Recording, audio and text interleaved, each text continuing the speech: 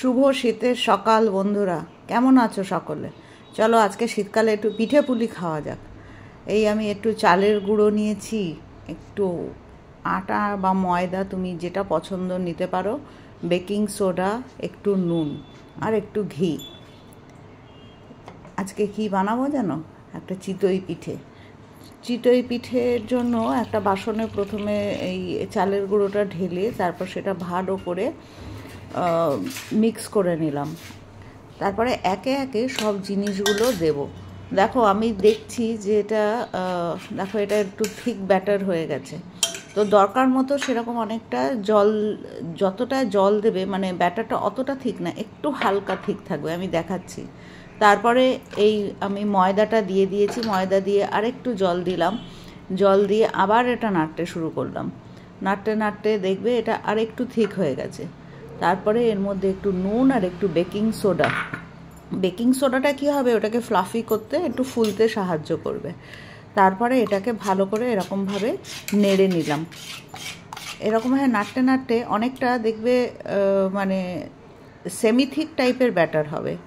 তো এইভাবে দেখে নিতে হবে যে তোমাদের কতটা স্বাদ মতো নুন লাগবে, সেই রকমভাবে দেখো এইটা হচ্ছে ফাইনাল। এটা এই রকম হতে হবে, বেশি পাতলা না বেশি ঘন না। তো এরকমভাবে রেডি করে এটাকে আমি এক সাইডে রেখে দিলাম। কড়াইতে ভালো করে গরম করে তার মধ্যে একটুখানি ঘি ব্রাশ করে নিয়ে তার মধ্যে এরকম 2-3 চামচ মতো এই ব্যাটারটা দিয়ে তারপর সেটাকে ঢেকে দিতে হবে। এটা ভাপা মানে ভাপতে হবে। আর এটা চিতই পিঠা নাম, কারণ এটা দেখো চিত করে, মানে এটাকে ওল্টানো হয় না বলে মেবি এটা নাম হয়তো দেওয়া হয়েছিল। দেখো এটা একটু ফুলে এসছে, ফ্লাফি ফ্লাফি হয়েছে, আর একটু ফুটো ফুটো মতো ছিদ্র দেখা যাচ্ছে। তার মানে দেখো এটা কি সুন্দর নিজে থেকেই সরে গেল। এবার আমি কি করেছি, আমি অবশ্য অপর পিঠটা যাতে কাঁচা না থাকে সেই জন্য সেটাকে একটু উল্টে দিয়েছি এইভাবে। তারপরে সেটা একটুখানি রেখেই নামিয়ে নিয়েছি। এইভাবে বাকি সব পিঠেগুলোই এইভাবে রেডি করতে হবে। এর জন্য খুব একটা ঝামেলা নেই, খুব একটা খাটনিও নেই, শুধু ভাপে রাখাটাই এর আসল ব্যাপার। আর গ্যাসের আঁচটা প্রয়োজন মতো কমাতে বাড়াতে হবে, তাহলে কি হবে, ওটা মানে ভেতরটাও যাতে কাঁচা না থাকে, সুসিদ্ধ হয়, সেই জন্য করতে হবে। এবারে আমি প্রথমে এরকম কতগুলো নিয়ে রেখে দিয়েছিলাম গুড়ের সঙ্গে। মানে এটা তোমরা শুধু গুড়ের সঙ্গেও খেতে পারো, ঝোলা গুড়ের সঙ্গে, যেটা একদম শীতকালের স্পেশালিটি, সেটা করতে পারো। তারপরে অবশ্য আমি আরেকটা করেছিলাম, এই একটা পাত্রে দুধ জাল দিয়েছিলাম, দুধ জাল দিয়ে তার মধ্যে গুড়, নারকেল, এগুলো প্রয়োজন মতো সব মিশিয়ে দিয়েছিলাম।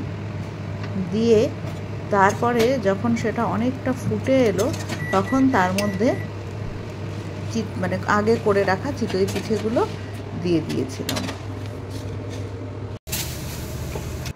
এটা দেখো এই যে তোমাদের বলছিলাম, দুধের মধ্যে গুড় দিয়ে দিলাম, তারপর নারকেল দিয়ে দিলাম আর ঘি দিয়েছিলাম।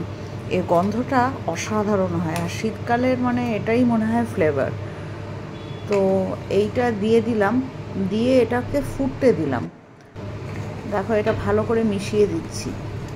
এবার এটাকে একটু ফুটতে দিতে হবে, ভালো করে ফুটতে দিয়ে তারপরে আমি একে একে এর মধ্যে চিতই পিঠেগুলো আগে যেগুলো করে রেখেছি সেগুলো এর মধ্যে দিয়ে আবার সেটাকে একটু ফুটতে দিতে হবে, যাতে দুধের মধ্যে মিক্সচারটা মানে দুধটা ওই চিতই পিঠাগুলোর মধ্যে ঢুকে সুন্দর একদম টেস্টি হয়।